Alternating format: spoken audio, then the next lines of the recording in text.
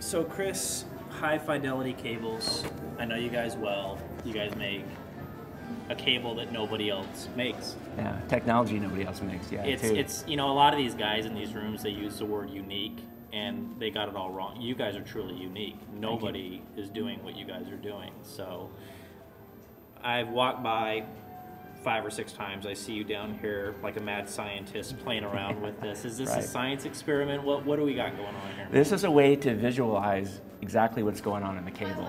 Yeah. So as opposed to using PowerPoint or just going on forever and ever, we found a way to actually really help you use your own ears. So what we're doing at the show today is you can actually see with your eyes what's going on, and then you can go listen to it. Yeah.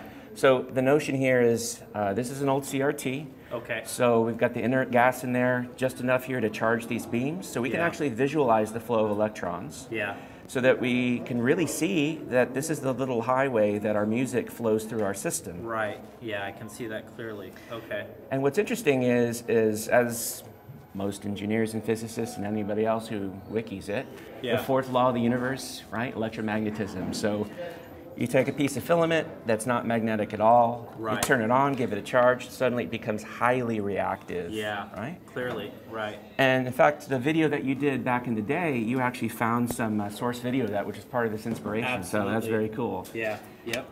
This is then when things get really exciting, because this is a metaphor for a cable. I mean, you can pretty much imagine this as either an analogy for your system or for a cable in itself. And most cables are completely non-magnetic. So you put them there, the electron beam, these electrons and free electrons along the side, and what you can see here, Ron, is that all of these electrons are they're very diffuse. It's like a cloud. Yeah. But what electrons love are magnets. They can either love the magnets or they can actually be offended by the magnets. Yeah, right. So this is why in electrical design it's so important to recognize where your fields are, because if there was a transformer over here in a component and you had a conductive pathway here carrying your signal, that transformer would seriously start to distract all that's going on.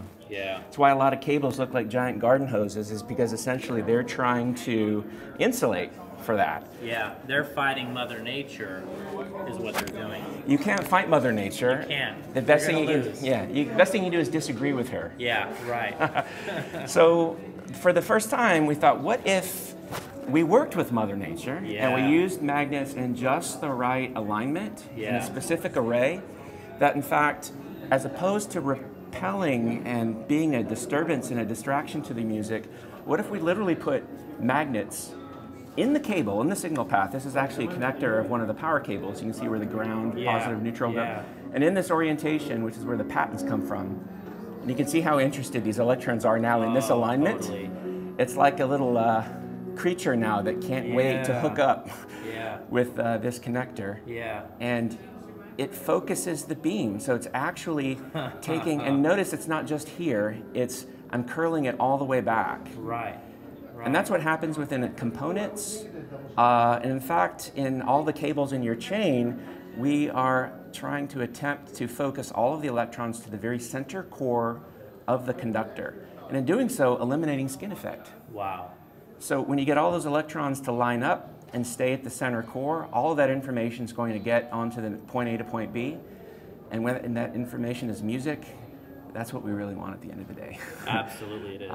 You know, it's the cliche, it's all about the music. And in this sense, you're saying it is about the music, but we're using science here really as a means to try and get more of that music to where it's going to go. That's why we say magnets make more music. Absolutely. So, and we've been able to put magnets in terrible places and really show just how detrimental of an effect it can be. Yeah. But put in just the right places, It's a different story. It's a completely different story. So then let's bring in someone else's cable technology.